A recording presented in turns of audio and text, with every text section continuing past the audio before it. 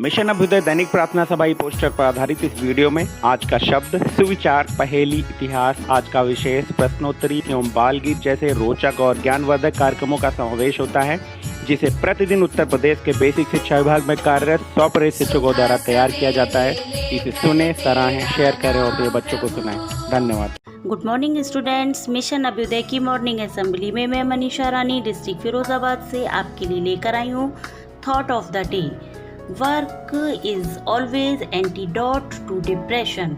It means कार्य में व्यस्तता उदासी का उत्तम प्रतिकार है।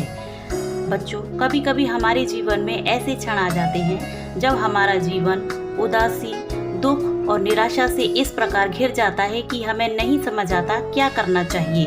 ऐसे समय में हमें अपने आप को व्यस्त रखने का बेहतरीन उपाय है हमें अपने मनपसंद कार्यों को करें, ताकि हम अपने जीवन से उदासी और दुख के क्षणों को हटा सकें और प्रसन्नता के क्षणों को ला सकें। Thank you. गुड मॉर्निंग प्यारे स्टूडेंट्स, मैं अर्चना पांडे आज आपके लिए आज का शब्द लेकर उपस्थित हुई हूँ। आज का शब्द है editor, EDITOR। In English we can say a person responsible for the editorial aspects of publication, especially for the newspaper or a magazine। Hindi में एडिटर का शाब्दिक अर्थ है संपादक। संपादक का अर्थ है प्रकाशन की संपादकीय पहलू के लिए जिम्मेदार व्यक्ति या वह व्यक्ति जो पाठ की अंतिम सामग्री निर्धारित करता है, विशेषकर एक अखबार या पत्रिका के लिए। धन्यवाद। आज आपका दिन शुभ हो। नमस्कार, मैं शालू कुमार जनपद शामली से प्रस्तुत हूँ आज की पहेली लेकर। आज की पहेली है, बगरी में भी गगरी में भी और तुम्हारी नगरी में भी, कच्ची खाओ पक्की खाओ, सर पर उसका तेल लगाओ, सोचो क्या हो सकता है। जी हाँ, इसका उत्तर है नारियल। धन्यवाद। गुड मॉर्निंग एवरीवन, मैं मनीषा गर्ग मेरठ से आज के इतिहास के साथ 23 जुलाई सन 1829 को अमेरिका के विलियम ऑस्टिन बर्ट ने टाइपोग्राफ का पेटेंट कराया था, जिसने टाइपराइटर की नींव रखी। 23 जुलाई सन 1856 में बाल गंगाधर तिलक का जन्म हुआ था। 23 जुलाई सन 1906 में क्रांतिकारी चंद्रशेखर का जन्म हुआ था। धन्यवाद। गुड मॉर्निंग एवरीवन, मैं रीना रानी सहायक अध्यापिका बागपत से लेकर आई हूँ आपके लिए आज का विशेष। आइए जानते हैं। यह है महान क्रांतिकारी चंद्रशेखर आजाद, जिनका जन्म मध्य प्रदेश के झाबुआ जिले के भाबरा नामक स्थान पर हुआ था। वे 14 वर्ष की आयु में गांधी जी के असहयोग आंदोलन से जुड़े तथा वे गिरफ्तार भी हुए और जज के सामने प्रस्तुत किए गए, जहां उन्होंने अपना नाम आजाद, पिता का नाम स्वतंत्रता और जेल को उनका निवास बताया। इस पर उन्हें 15 कोड़ों की सजा भी दी गई। बाद में आजाद ने अहिंसा छोड़कर उग्र हमलों का रास्ता अपना लिया। उन्होंने संकल्प लिया था कि वे ना कभी पकड़े जाएंगे और ना ब्रिटिश सरकार उन्हें कभी फांसी दे सकेगी। धन्यवाद। सुप्रभात प्यारे बच्चों, आइए जाने कुछ रोचक प्रश्नों के रोचक जवाब। सूर्य से प्राप्त होने वाले विटामिन कौन सा है? Vitamin D. मादा एनोफिलीज मच्छर के काटने से होने वाला रोग?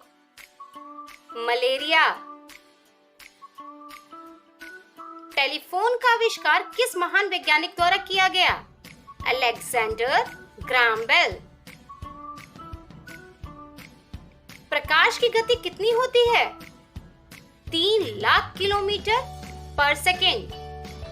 आशा है आज का आपको प्रश्नोत्तरी बहुत पसंद आया होगा। धन्यवाद।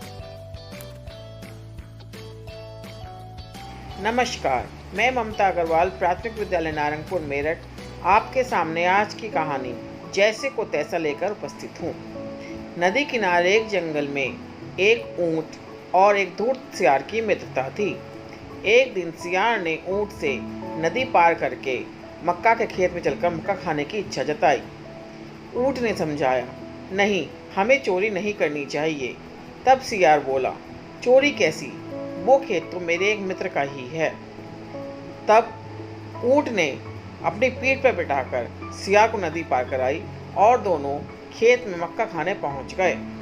सियार ने जल्दी जल्दी मक्का खाना शुरू कर दिया और खाने के बाद जोर से हुआ हुआ चिल्लाने लगा। शोर सुनकर खेत का मालिक वहां आ गया।